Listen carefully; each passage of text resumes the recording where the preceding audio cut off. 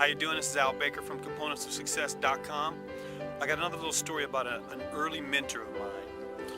This person was a basketball coach of mine. And it was a very interesting thing about my career as an athlete. In football, we had a very good coach, a nice guy. I'm talking a really nice guy. We won zilch. Like nothing. Basketball coach is completely different though. He was actually, I'm going to say this and I don't mean this wrong, I don't mean this bad, but he was sadistic. Maybe that's a wrong word. Maybe I should just say he was so tough and he wanted to win so badly that he would do anything, within reason obviously, and he was a great guy. Don't get me wrong, I'm not trying to paint a bad picture here. I'm trying to give you a picture of intensity and of passion, right? So my coach, he would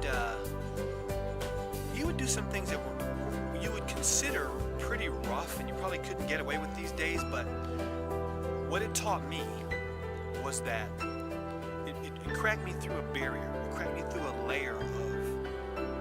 It cracked me through a layer of a threshold of pain.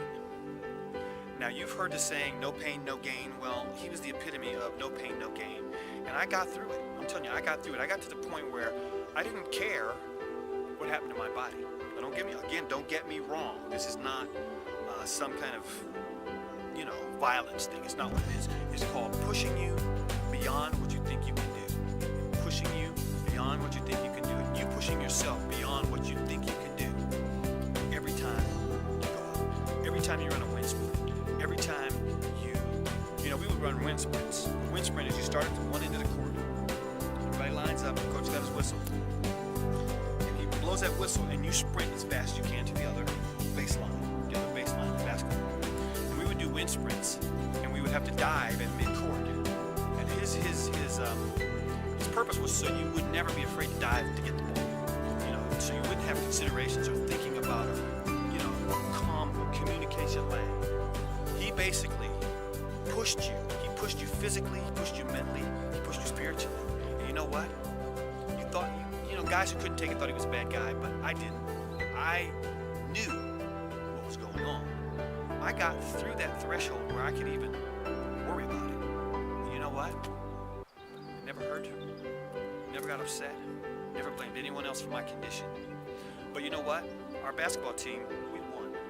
I was the tallest guy on the team, and I'm not that tall. I'm 6'3". And we played against 7-footers, And you know what? We ran them out the gym.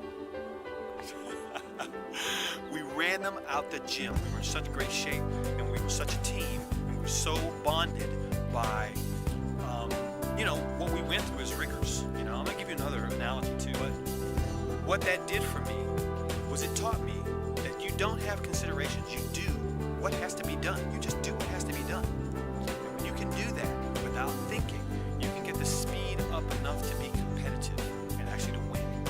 You know what? We're never bad teamsmanship guys.